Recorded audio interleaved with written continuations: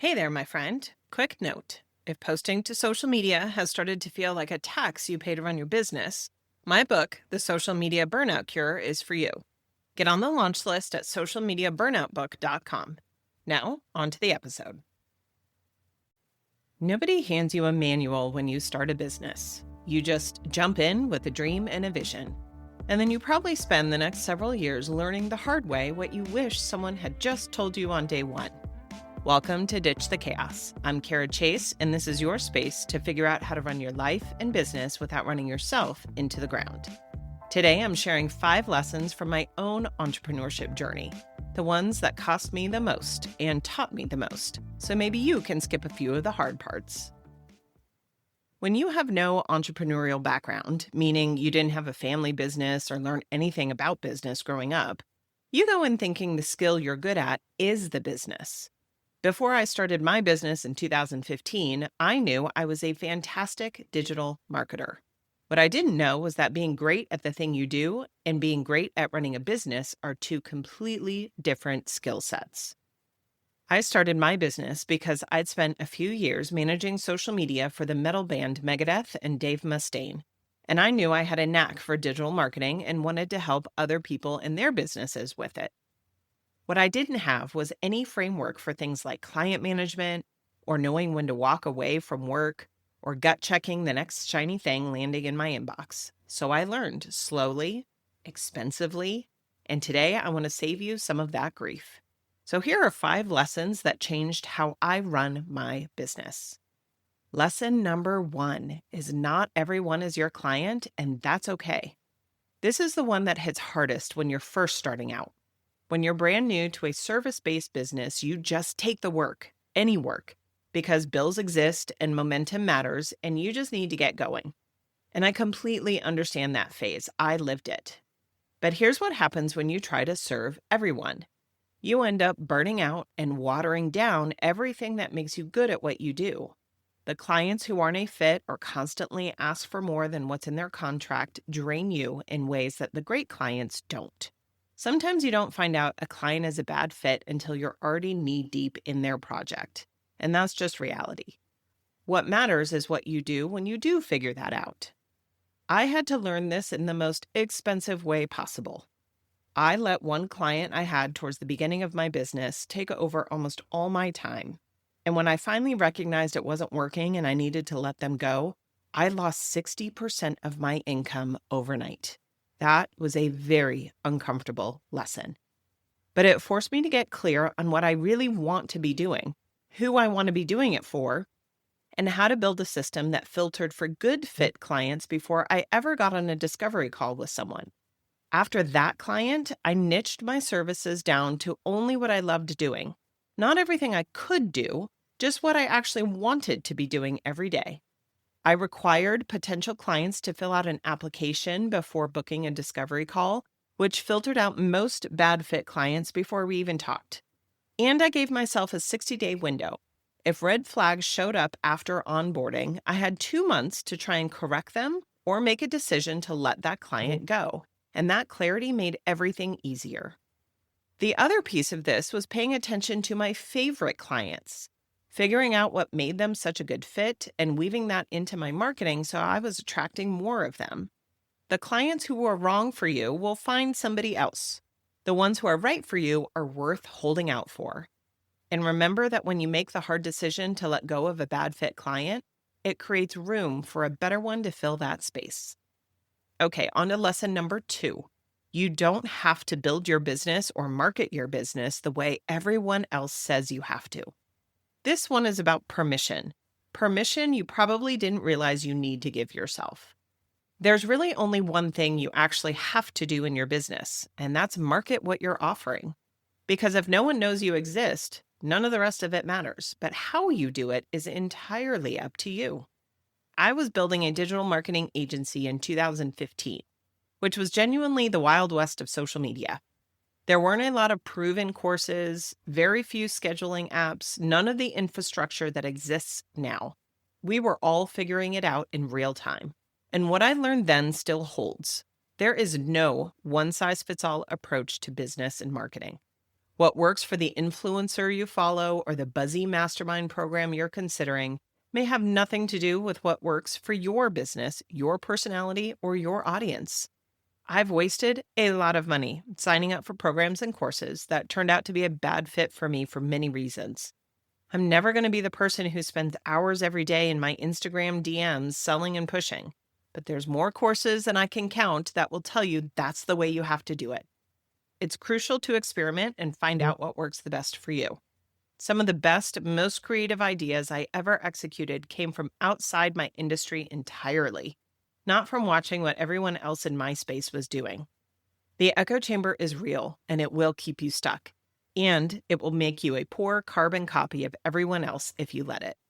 So here's the checklist I use when I'm building out marketing strategies that you can ask yourself. First, do you enjoy the platform you're marketing on? Because if you hate it and you're only on it because everyone else is, you won't show up consistently, and consistency is everything. Second, is your ideal audience really there? It doesn't matter how much you love the platform if the people you want to serve aren't on it. Third, is your brand voice and visual identity clear and consistent? Or are you just jumping on trends hoping something will go viral?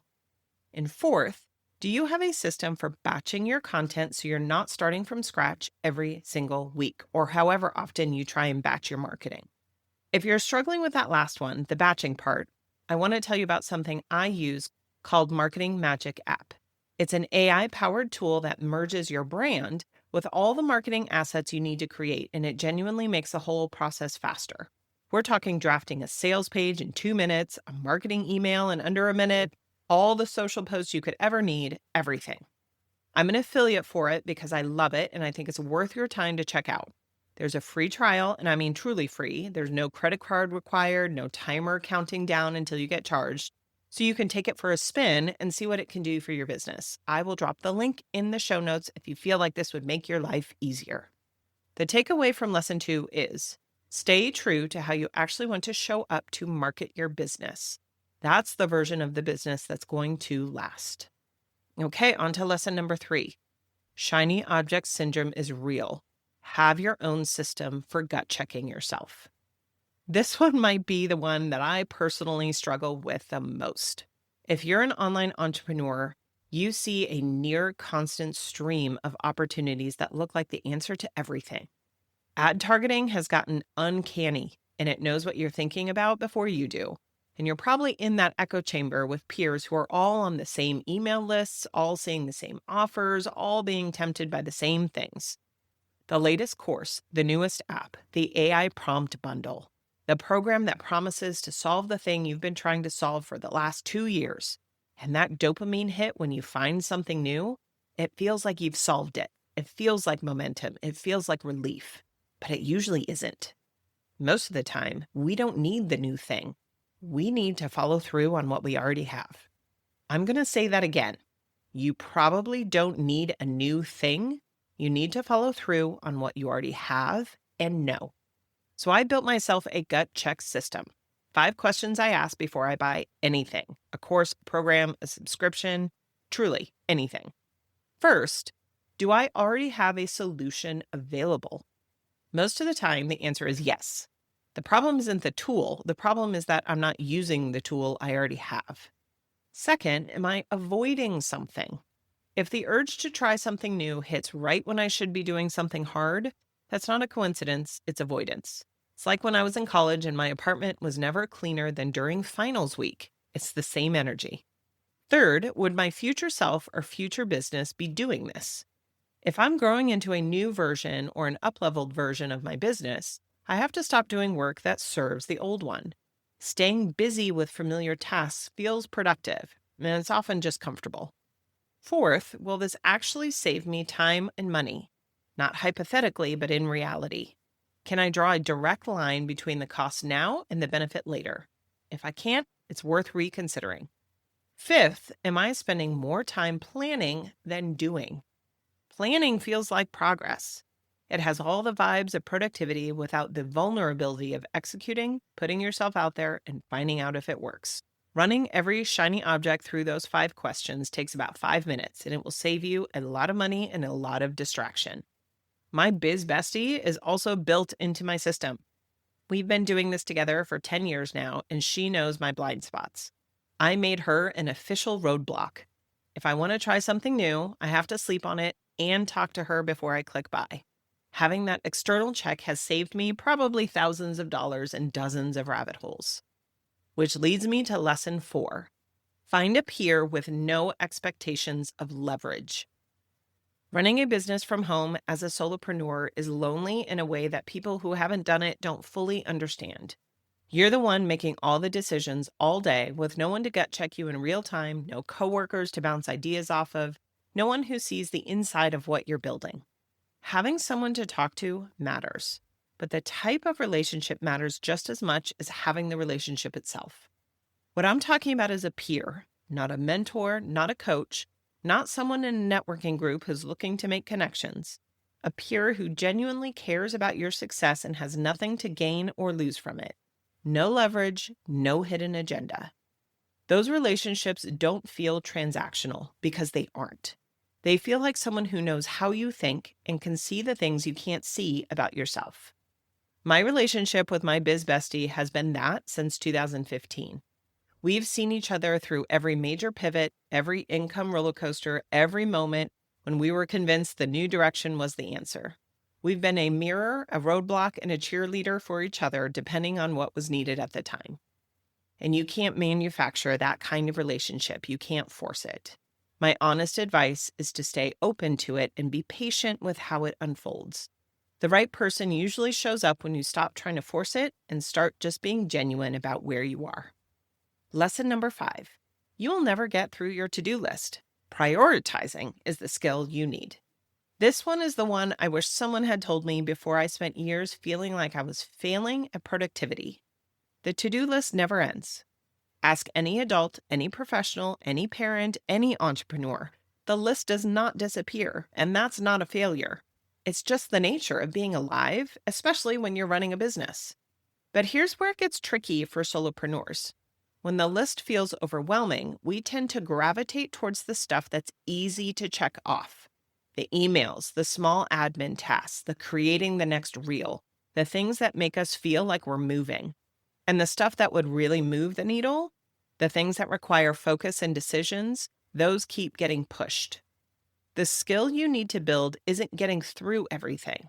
The skill is knowing what actually matters and making sure that gets protected and done. What works for me is the theme day planning method. It's flexible time blocking, or it's also called task batching. It gives you a real chunk of time with a single focus so you can get into that flow state instead of constantly context switching. This is a foundational piece of what I teach inside my course, Chaos Detox. It's learning how to build your own planning frameworks that flex with your life, not someone else's ideal schedule or template. I'll drop the link in the show notes if you want to go deeper on that. And boundaries with protecting your priorities aren't just for work. This is the piece people miss. If you're running on empty because you've deprioritized your own health, relationships, sleep, you don't have a productivity problem. You have a priorities problem. No planning system will fix the problem of running on empty all the time. When I help women figure out their real priorities, I use a few questions to cut through the noise. Is this essential for my health? Is this essential for my relationships? Is this going to move the needle in my business? Is this something I actually want in my life for my own growth and well-being?